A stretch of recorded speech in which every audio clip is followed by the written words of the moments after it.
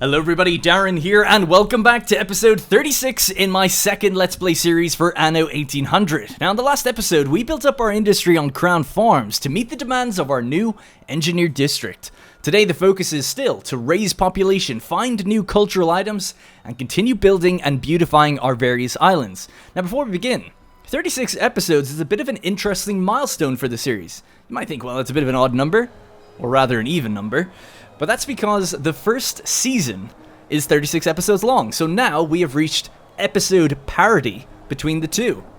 And for those who don't remember, the first season was all about vanilla content. No DLC, largely speaking. We did dip our toe into the Land of Lions and into Cape Trelawney briefly, but largely speaking, everything was focused around the vanilla aspects of the game. It was about the old world, the new world, the World's Fair. Everything we could do, we did, pretty much, in that old world, or kind of base game. And then with Season 2, we opened it up to all the DLC. The Arctic, Land of Lions, Cape Trelawney, the Botanical Garden, Docklands, and soon to be tourism, and so on and so forth. And it's just been awesome. It's been so good. So I just want to take the moment here at the beginning just to say thank you for watching 72 episodes. Whether you skipped around maybe, or if you watched the whole thing, I just want to say your support is so greatly appreciated. And of that 72 hours, I've done 130 hours behind the scenes because of in-between episode shenanigans or the time lapses and all of that stuff. So I just want to say thanks. It's been an absolute blast. I'm obviously continuing into the tourism. The second season is going to be even longer. I don't plan on starting a third season or anything like that. We'll just keep going with this one, and hopefully we'll see a nice bump maybe with tourism. I'll have a video hopefully out on my main channel about it, and then of course High Life later on as well. Now, in between episodes, I've been doing a little bit of building, doing a little bit of research at the Institute, and I've got a big list of things that I want to talk about based on comments and feedback. So the first thing was, in the previous episode, we were shifting items over towards our botanical garden in order to kind of see what different benefits we'd get. Now, I know maybe some of you guys have looked this stuff up on the wiki and stuff, but to me, it's all kind of new information. I like just experiencing it through the game, so hopefully it's not too tedious for you guys. But I forgot to actually unload the Morning Glory off the ship and put it in here and see what we actually get. So with the Near East set, you get 25% productivity for red pepper farms, and you get the fertility if you don't have it already. And it says, inspired by the Near East garden, your people have decided to adopt some Near East culture in their daily life. Near East they can now develop and expand the production of spices.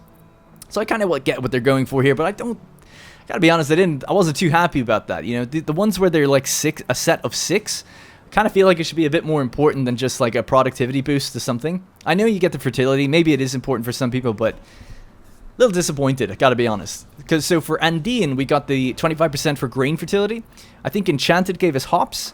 Near East is now giving us red pepper. Sacred has harbor activity increase, and then it says every time passive trade happens, there's a chance of getting 5 coffee, beans, cocoa, plantains, pearls, felt, bread, grapes, and chocolate. That's awesome to me, because you get a bunch of random things. Harbor activity is increased, especially before Docklands. I feel like that was quite an important one. Amazonas, then we get productivity of grapes. I don't know what we're going to get with Sargasso Sea, Subalpine, Marshland, or Medicinal. So those are the next few sets that I want to try and complete. Initially, we were trying to complete these 3, which we've done now, because of the Anno 1404 sheet music, which has benefits to those. So Near East, Sacred, and Enchanted, it says in the tooltip there, get a 50% bonus to their attraction. So now that we've done that, ideally we could just use all 3, right? We could get rid of Amazonas, use all 3, and that way we'd be maximizing the amount of attraction value. But now I want to see what else we could get, just so that the island could get some sort of buff. We can always put these in here and maybe put these somewhere else, but just while we have the Botanical Garden built and filled out, I'm going to be looking and hunting down the other items for Medicinal, Marshland, Subalpine, and so on. So let's just cancel some of these really quickly. I want to see what we need for Sargasso Sea. Okay. There we go. So we have almost 2 of everything. We've got 4 in total. So we have the Great Star Coral, Staghorn Coral, Royal Palm, and Pillar Coral. So that means we're missing the Coconut Palm and the Sea Lavender. Okay, so we'll see what we get then later on. So our World's Fair has just kicked off. What else did we just have? We had a notification about one of the wars that's going on. So this is kind of the first thing I wanted to address, was just look at that. And also I just want to apologize for the fact that I just forget what items do. I just don't have that mind where I can remember stats and what items do. A lot of people calling me out. Well, I say a lot of people. A few comments calling me out on, you know, building a trade union. They're like, oh, you're not using your trade unions very efficiently. You know, put this item in instead. It's like, I can't remember what items do. I just don't remember. And I don't want to spend the episode constantly like in the item screen looking things up. But I'll talk about that maybe a bit later. Speaking of items, we just got one done. Boom. So we got Madame Elise the Nose Bouquet. Affects champagne cellar, rum distillery, and advanced rum distillery. Productivity 50%, and special guests. Unique specialists may arrive at your city. Oop, forgot to actually collect her. So we'll grab her, send her over to, I think actually just while this episode's going on, I'll just get a regular major discovery production of rum. Just continue doing that. But don't worry, I haven't forgotten about... I read all the comments about, you know, the items that give you rum and stuff, so I'll talk about that in just a moment. But I just want to load up a ship really quickly if I can. Let's get the pirate ship. I think it's docked here, yeah. Halyard, sheets and braces. Just circle around here. Pick up that lady.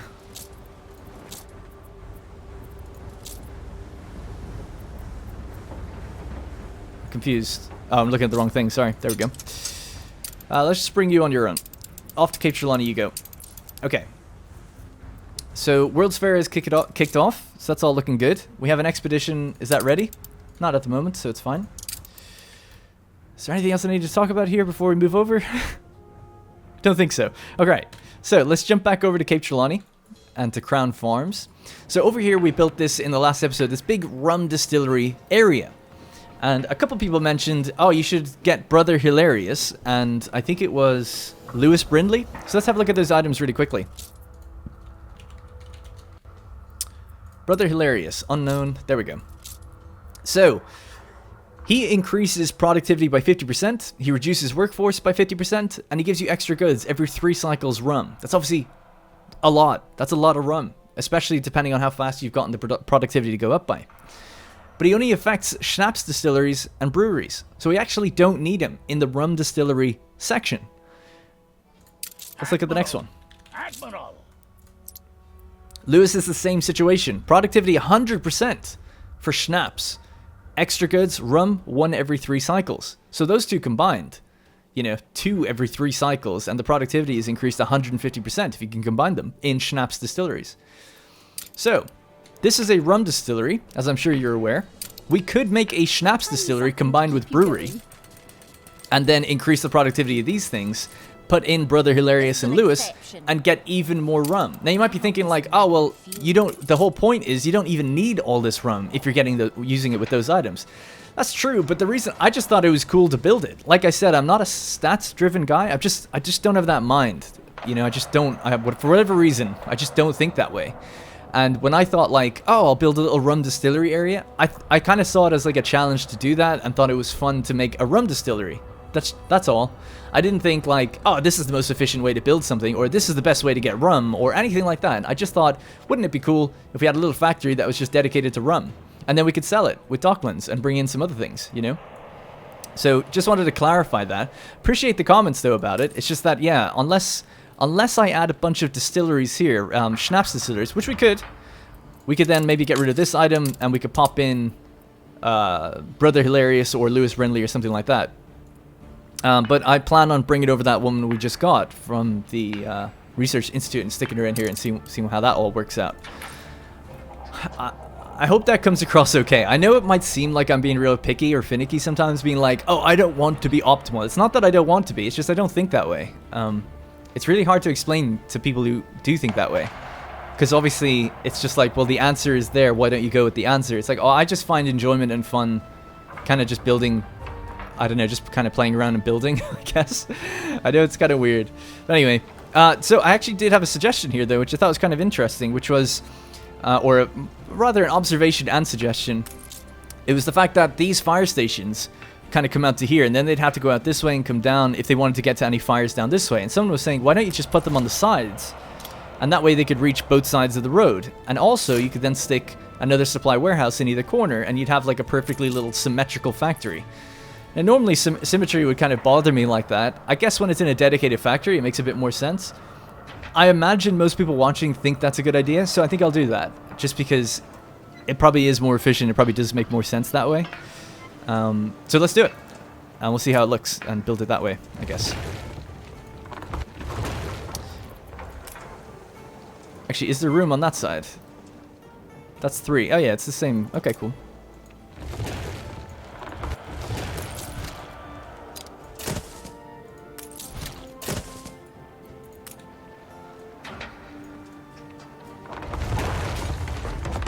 Oh no, got rid of some of the wall by accident.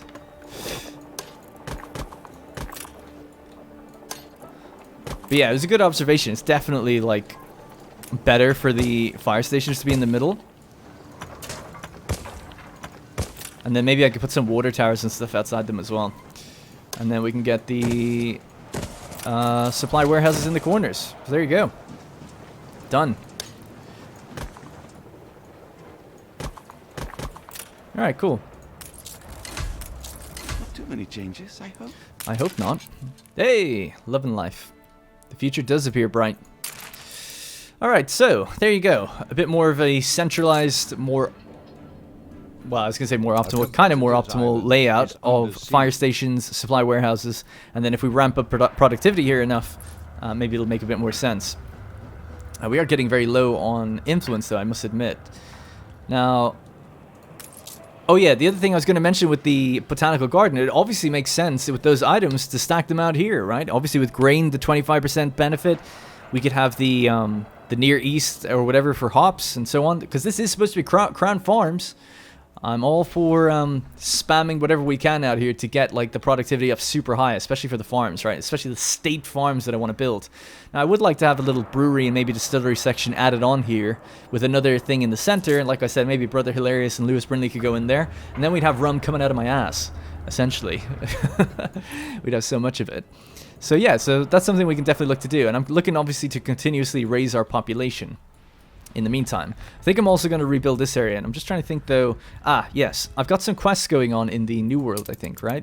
Yeah, so I took on a quest from Beyond That Fortune. Oh my god, it's nearly over actually. 11 minutes to go. Oh, I'm probably not going to be able to do it in time. Damn, I left it too long. I've got my pirate fleet tucked away in here in their little pirate cove, and up on the northwest part of the map, I have to destroy this battle cruiser. It's part 4 of a quest. I can't remember when we did part 1 and 2 and 3. It must have been a long time ago. Whoever it is on board Ward's slave ship, they're Jean's only lead for finding his father. He plans to attack the ship and wants you to fight by his side. Oh man, I feel bad now. If we could get up there and do this in time, that'd be great. But I don't think I can kill them and get back to Jean Fortune's island in 11 minutes. But let's try. Fleet awaiting orders. We gotta turn the corner. I love this little pirate cove, by the way. Gotta turn the corner here. Go straight that way out to the horizon. Hopefully these 3 ships can take a battle cruiser. I think they can. With all the mortars that they've got on board that they're packing. And then we got to pick up whatever item it is and turn right and see where we go from there. Now, in the old world, we should have the diving bell. Yes. Is there something here? Yeah, there it is. Ready to pick up some stuff. Just going to throw the basic scrap overboard. We don't need it. Let someone else find it, eh? I guess I'll just speed it up while we're here. Boom. Now, I meant to say, I've been avoiding looking at a certain area in Cape Trelawney because I've actually done a time-lapse for it, so we'll jump over to that very quickly soon. It's a pretty short one, actually. There might be multiple in this episode based on a few different things. Whoa, that was huge. Bring her around. Your ship has returned from its voyage. There we go, we found the other one. I love how we found a white flag down in the depths.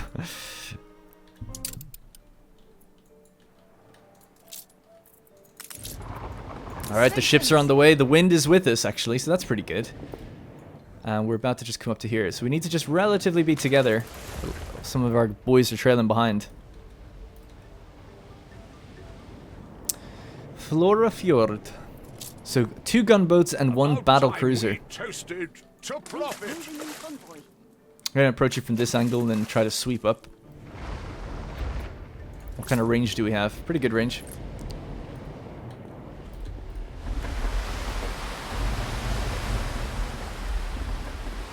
There's something all the way out there. I wonder what that is. Alright. Fleet on the move. Battle has started.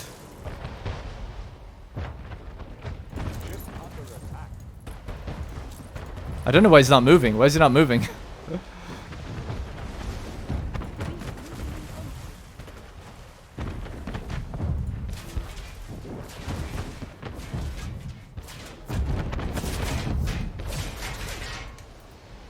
the rigging. Let's go. 8 minutes. Oh, I think we will do it then. Wow, I think we got lucky with the wind as well. And I basically took no casualties and the ships weren't even moving, so there is that. Damn, I should have taken out Arthur's little mini fleet there. Aye. Out of my curiosity, I have to know what's been dropped here. Man, I love the sound of the creaking wood.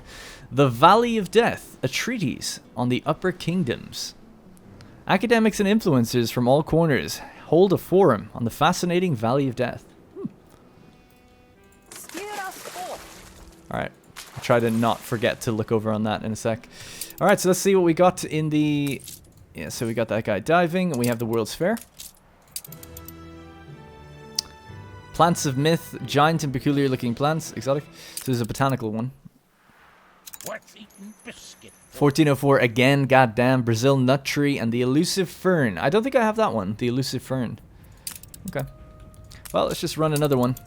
We'll do archaeology again. We have the champagne, we have the plantains, we have the furs. The goulash is actually really low, but we have enough, and penny farthings, no problems. So back to the diving belt. So what did we pick up? We picked up the Mullivan's multi-shot mortar. And then we have one last diving thing to do out here. The reason I took on these treasures and activated these quests is because I'm just looking for like items. I'm like looking for... The one item I can't find is the Imperial Mosaic, I think it's called. It's to complete the Augustan set or the Empire of the Eagle set in the museum. Just can't find it. I've run like, I don't know, 30 what's it called? World's Fairs. And it just isn't popping up. And I'm running the right one. I checked. It's the sumptuous architectural one. Just keep getting the same stuff over and over. If we have a look at my items. Remember, I removed all duplicates a couple episodes ago.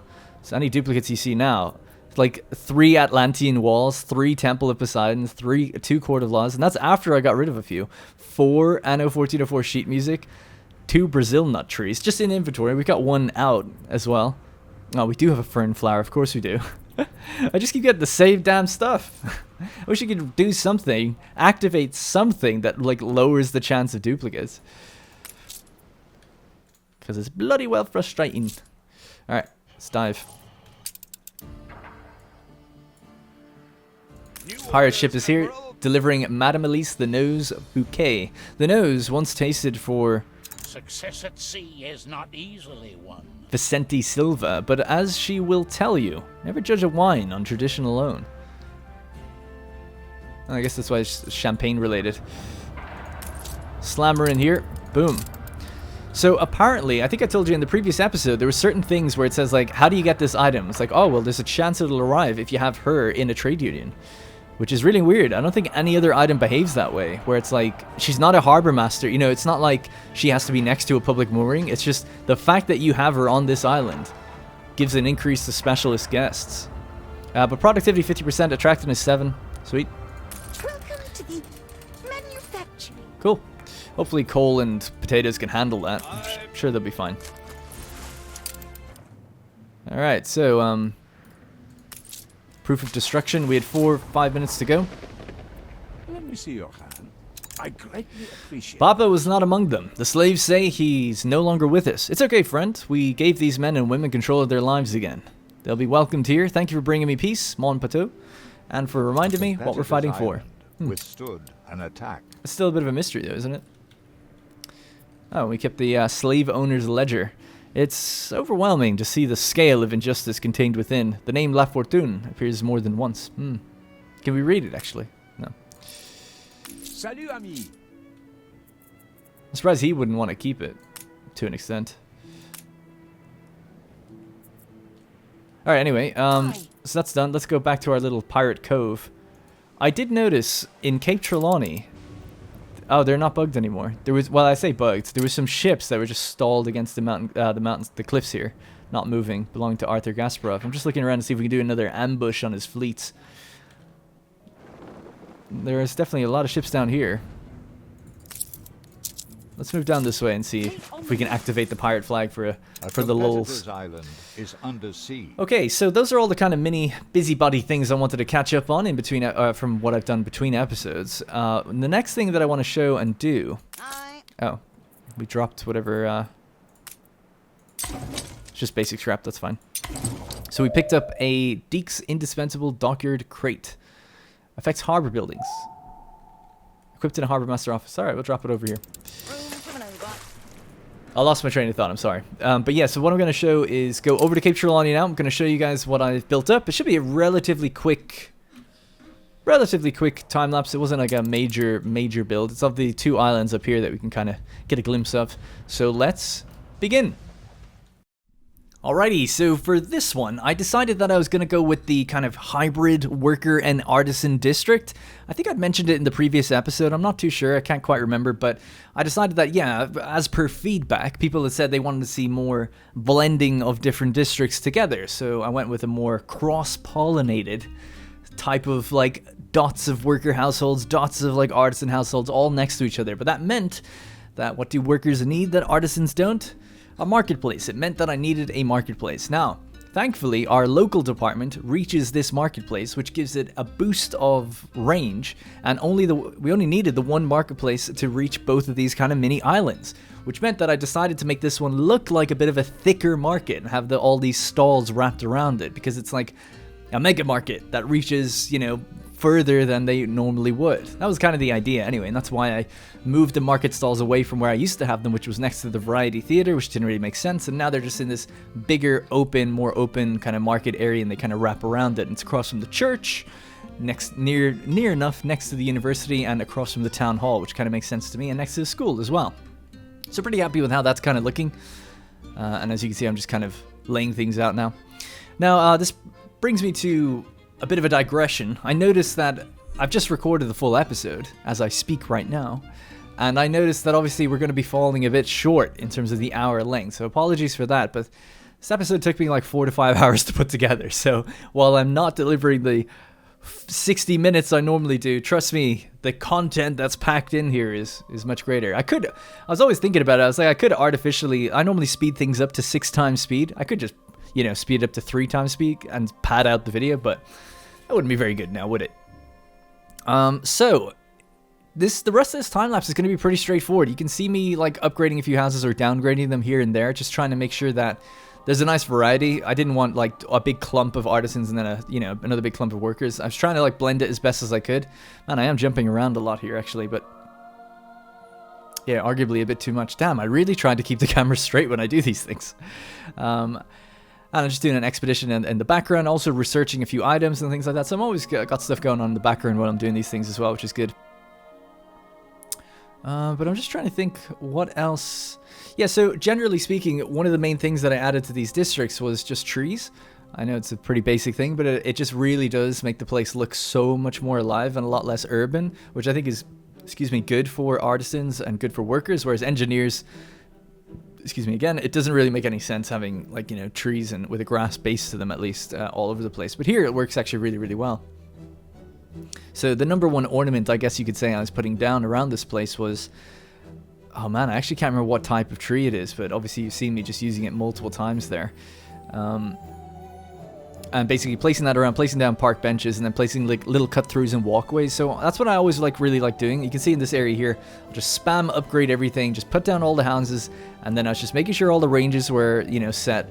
And then you start kind of getting in there into the weeds and seeing like, okay, where can I create these like little cut-throughs? So I think there's something to be said about like almost randomly spamming things out there.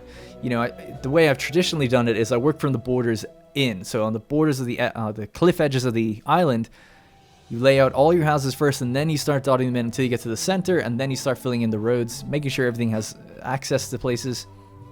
And then you're left with these really organic looking like weird placements of like where buildings are, and when there's turns in the road, it makes sense to then put down these trees. It's like, oh, they put the road around the tree, and it just, I know it sounds really weird, but it really does make the place look a lot more organic. If you jump down on the ground and you're walking, it's like it makes total sense when you're walking down the road and you see a tree that the road turns, and it's like, oh yeah, like that was there first. People lived around this place, and then they're living next to the bridges. And then when you get closer to the amenity buildings, like markets or whatever else, that's when you get these kind of clumps of districts. Maybe there's like a clump of 4 or a clump of 6 houses in a row. So that I'm just talking through basically like that's how I come to the conclusion of how to place those things and where to place things and why I do those things in that order. Anyway, I'm flicking around a bit, but there you go. You can see the local department. I talk about this a little bit after, but I'm not terribly happy with how this kind of looks. Mostly because there's a very weirdly shaped little island here. And when you're building something palatial, something that's like a palace or whatever, it's obviously very grid-like, and it's very difficult to make it fit within an island shape like this. Like, it just doesn't look right. And then especially the local department, I talk about it as well. I won't be too redundant, but it's a very tall and ornate building, and there's not many things that match that to place around it. You know, I can't place like palace households around it or palace modules. So it kind of stands there out on its own. So I'm trying to like look for things that I can place around here, and I'm relatively happy with it. It's just like, I don't think it fits. I don't think it works quite right, if I'm being honest. So I wonder, I was thinking maybe, only after this episode now I've started thinking about this, like I could move the local department into where the engineers are and make this little mini island set for investors. Maybe.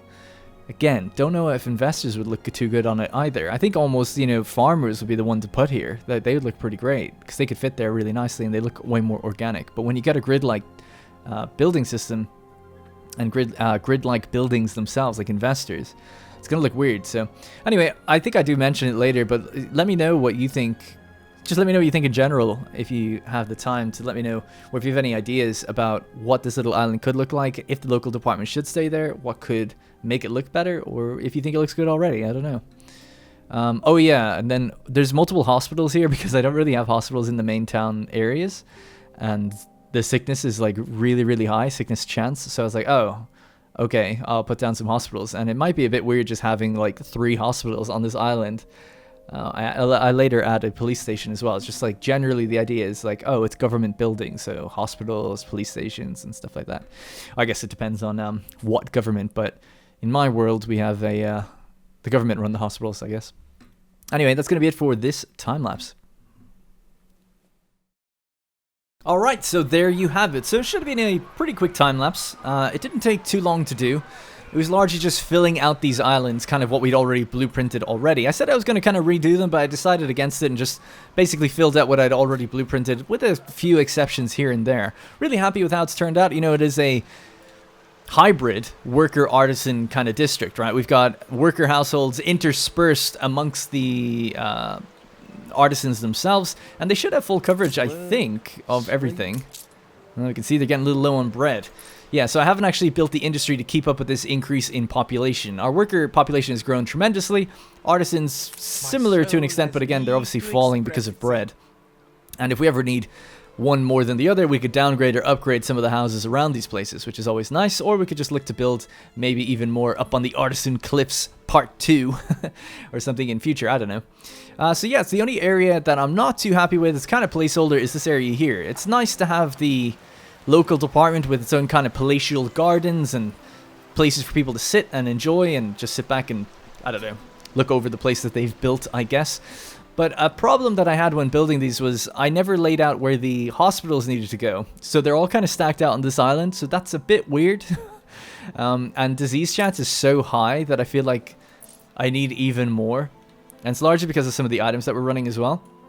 So it's not ideal. It's part of me is like, yeah, this makes sense. This is like where government buildings are, like the police stations, hospitals. So I am kind of okay with it, but I do think it's a bit weird that I don't have something else around here. So probably going to change how that looks in future. I did spend a bit of time going back and forth, like how do I fill out these, how do I fill out an irregular shape with basically ornaments that are just going to be really, really square. Now, if we get the reforest tool in the future, obviously I can start to forest around this area, kind of mask some of the seams. But you'll have to let me know if you got ideas or what you think I could do here, maybe a bit better, because I'm kind of out of ideas for it. The local department is a really weird one, because the palace, I think, looks great, and it's got its modules, but the local department, it just stands out, like, on its own. Like, nothing else will fit in with it. It's just a really tall building with no ties to anything else. I feel like it's too big for, like, what it is. I feel like a local government building shouldn't just be a massive, like, section of a palace that's just dropped somewhere. But it should just be like a bigger town hall, in a way, I feel like. Just like a slightly bigger town hall. But whatever. It is what it is, as we have it now. So, what I wanted to do, actually, I was thinking of not really building too much out this way. We'll see if I've got time. But actually, what I want to do is jump over to swords and build extra engineers here. So, what I'm planning to do now is essentially build... Yeah, increase the amount of increase the amount of engineers we have here. That's why I've left these gaps of grid. And then basically move them all over and kind of bring them across the river or against the river. Because I just feel like that needs to change. Like, the bank needs to go into the center of this area and then have engineers all around it. And I want to raise the engineer population again here, obviously to boost our research institute and let it go a bit faster. So I think that's what I'm going to do now. It might take a little while in terms of... time-lapse, so I'll probably time-lapse it, just because it's going to involve upgrading a bunch of houses, dragging them over, and then moving everything, and kind of defining a new layout. So it's quite the project, but I feel like it's the next necessary step in building swords and making it look a little bit better. Alright, I'll see you on the other side. Alrighty, 2 time-lapses in 1 episode. You guys are spoiled rotten. So... one of the things I sped up the most was this kind of upgrade process where I drag everything over. So I decided I'm going to upgrade most of the artisan district and just throw everything over, and then later I'll work out, you know, what the consumption rates are going to have to be. We'll get to that in a moment. So there I am, just, I think that's at 12 times speed, just spamming houses and moving them over. By the way, people have often said, like, why don't you just, you know, build what you need and then upgrade into whatever. I actually thought about doing that for the first time this time. I was like, okay, I'll put down some, you know, farmers. That's going to need a marketplace and a pub. Well, actually, they don't technically need a pub, but a marketplace. And then once that's done, then you're going to need a bunch of other things like a church and all these things. It's like there's so many buildings that are completely redundant by the time you get to engineers. It's much easier just to pull them over. It is arduous and tedious doing it, I know. But it's certainly faster than... waiting for them to all upgrade individually one by one and then having to put down buildings that you're going to later remove. I think so anyway. In this area, the idea is to move the engineers over closer to the river and in front of the back of the palace. At the back of the palace. And I'm basically just trying to then break things up, as I often do. So I started with the town hall. I know roughly how much area that we want to have buildings, housing surrounding that town hall. And then I'm just trying to make odd shapes and trying to keep the bridges that I have intact as well. So it's difficult to make it look good, to have like an L shape or a H shape and things like that, because often some of the buildings won't be able to get access to a road. So basically this is me just trying to fit in as much as I can next to the river, but also create some unique shapes for the buildings themselves while not looking too drastically crazy. And then I'm largely just going to be moving the surrounding, you know, buildings here for the town hall, moving the surrounding buildings for the bank and the variety theater and anything else. I'm actually really happy what I end up doing with the power plant, which I guess we'll show in just a moment. But here you can just see I'm kind of experimenting with where can that bank go, and I know it needs to be relatively central. I was checking against the power supply all the time and just seeing does it reach all the way out to the edges here as well. So I'm basically on the left side, that's all temporary, the old stuff, and I'm pushing everything towards the right side here. So I never actually had that before and didn't have a hospital in there, so I just grabbed a template of a hospital I'd used before and popped it in there. Looks pretty good, and I extended it a little bit. It looked, you know, to make it fit a little bit bigger. I realized I made a mistake next to the town hall where a couple of those houses couldn't actually reach anything, so I rotated the town hall to face out to the side and then kind of encapsulated it in the clamshell-esque engineered households there. Next is the university, moving that over south of the town hall, or at least bottom of the town hall. We're not facing north. Something, by the way, I actually noticed for the first time in the time-lapses, just thinking about it, is it's very hard to see. Oh yeah, time's not moving, I don't think, at the moment. I have the day-night cycle paused. That might be part of it. But I've noticed that when you zoom out, you'll see little shadows of clouds moving over the land.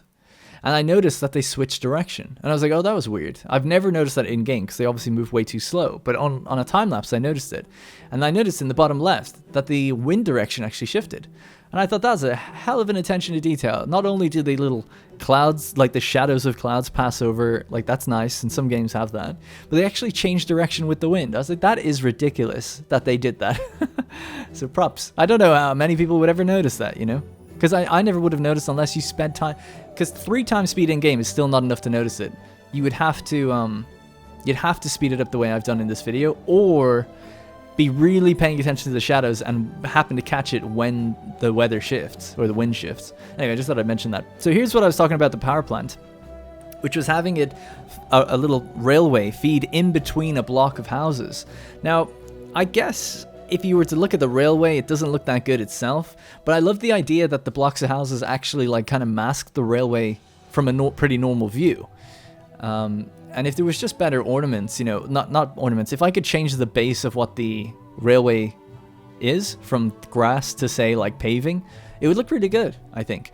Now, you could say, like, well, people aren't going to, you know, it's pretty dangerous to have people walking right, like living in between a rail line.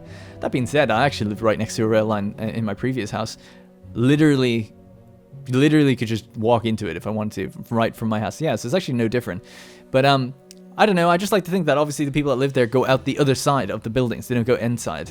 And I think it looks pretty good. But I don't know, let me know what you think. I show it a bit later in detail, so save your comments for later when you get to see it. But I add another one where you can just see like blocks of houses and the railway going in between them. I think it looks really cool.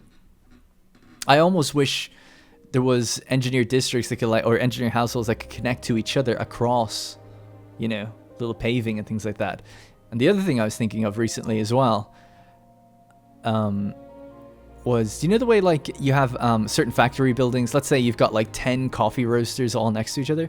I think it'd be so cool. I mean, ridiculous increase to cost for production in terms of like the Anno development team. But it'd be really cool if you had like 2 of those buildings together, they combine into one big building aesthetically. Just the way if you've got 2 engineer households, they lock into like this kind of like, they look like they're one bigger one. The buildings would still be separate, but I'm saying visually they would look like one. Because I always thought it was weird. It's like, oh, I've got like 10 of these factories that all look the same. When surely someone would just build a bigger factory. But I don't think they'll ever do that. I mean, because they'd have to make a whole new building. The amount of assets increased, it'd be crazy. But I would love that kind of thing if, I don't know, modders or someone else did it. You could just rearrange maybe the assets that are there, maybe. So, let's see. So at the moment, most of the housing is in, although I do actually go for a little bit more, I think, soon.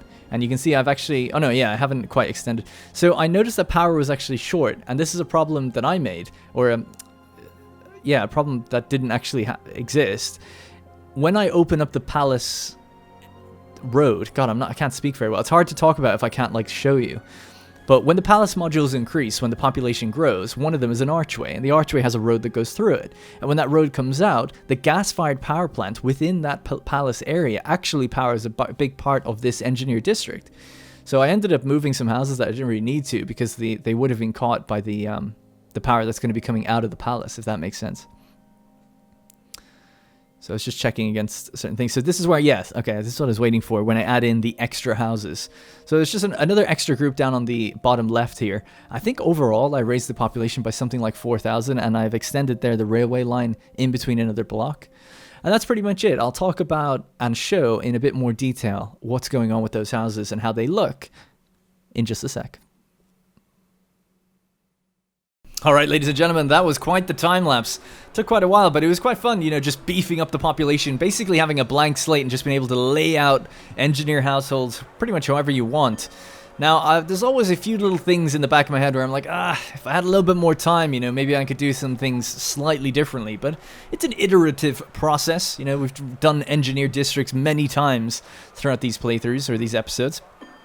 And the main thing that I'm not terribly happy with is just the variety theater. You know, I like the way I have it kind of semi-closed off, but I'm just not a fan of the fact that it's right next to the university. I'm thinking maybe in future to move the university because we get nice benefits with this town hall here around all these different households, but obviously we're losing a big major part of it because we're covering the bank, the university, hospitals. So it's like a third of the circle here is just kind of, you know, not really being utilized, which isn't a big deal. You know, I don't want to just completely surrounded with houses all the time, but it's just a food for thought in the future that maybe we could have houses extend out on this side the way I kind of had before and move the university somewhere else. Maybe.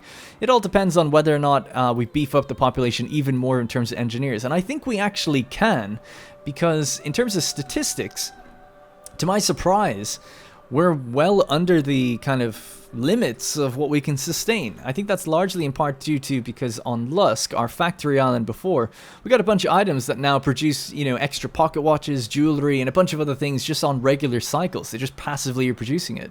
We don't even have a pocket watch building, and we get so many pocket watches from one of our items, I can't remember which one, that I still don't even need one, even with all these extra houses. So it's pretty incredible. I'm really, really happy with how that's kind of turned out. Now, I've got a little bit of an inflation to the population just because I activated the rabies vaccine. So we've got a 20% increase on max residents. Now, in theory, we could stockpile these. We can make them faster than it would take to consume them. Although I think the more items, the more you make of one item, the longer it starts to take over time. So maybe not in future, but I could always get some other item that beefs up residents there if we want to. I just thought I'd activate that because I didn't really have anything else to put in that town hall at the time. But anyway, long story short, the only thing I think that might start to suffer will be coffee. Coffee is right on the edge, I think. If we just go all islands, maybe just turn off Cape Trelawney. Consumer goods. Coffee is just slightly underproduced. Now, if we beef up coffee production in Cape Trelawney, we might be able to ferry some over.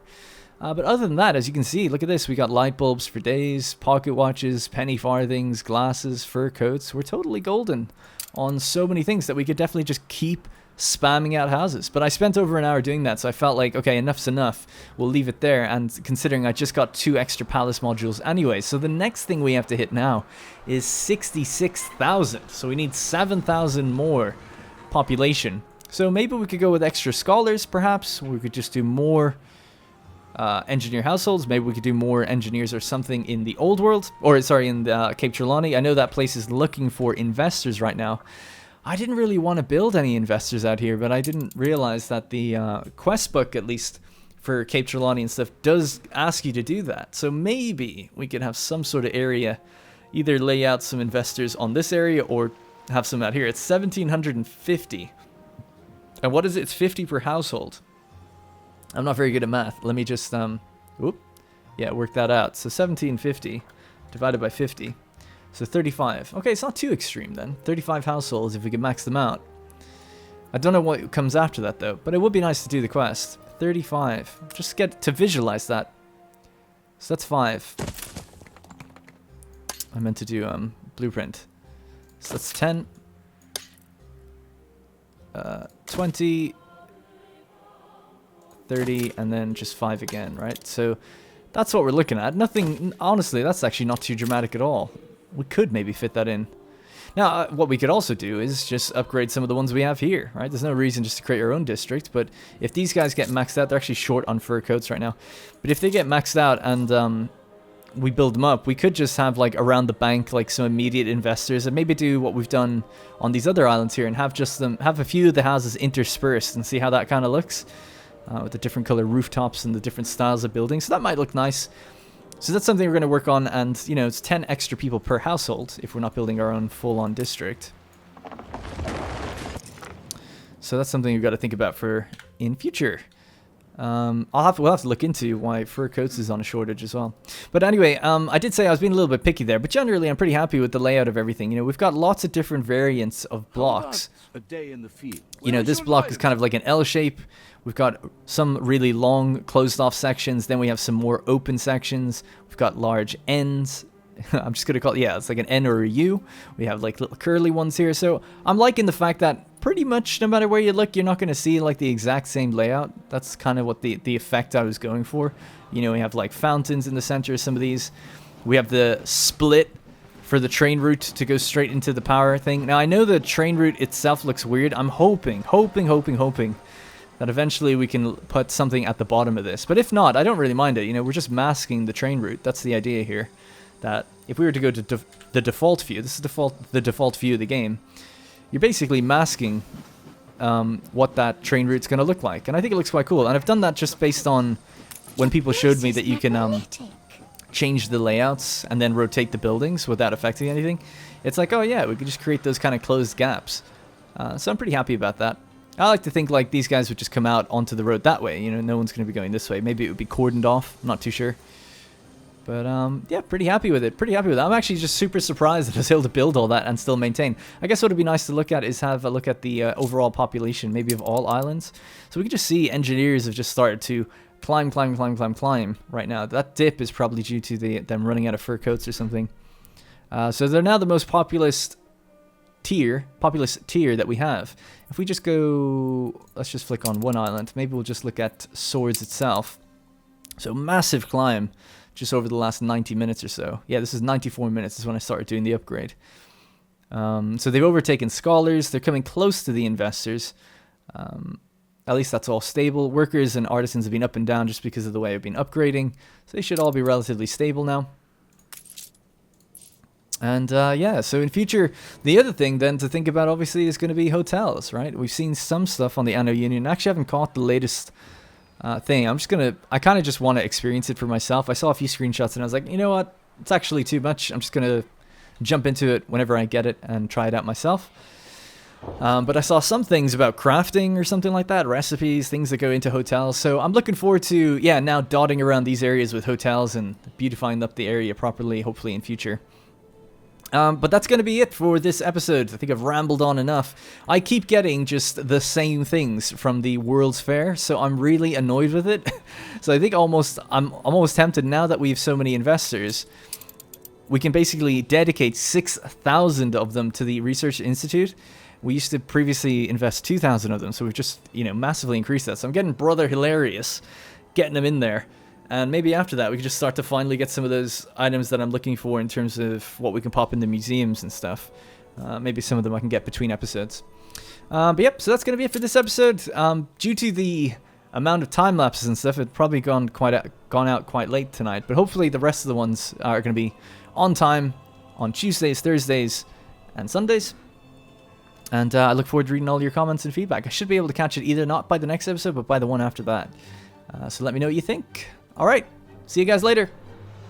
Hey guys, thank you very much for watching, and remember, if you want to support this series directly, you can click the join button to become a channel member. Doing so will get your name in the credits, as well as loyalty badges and emotes to use in the comments. If you don't see the join button, it means the video has been copyright claimed, but you can still join from the channel page on desktop.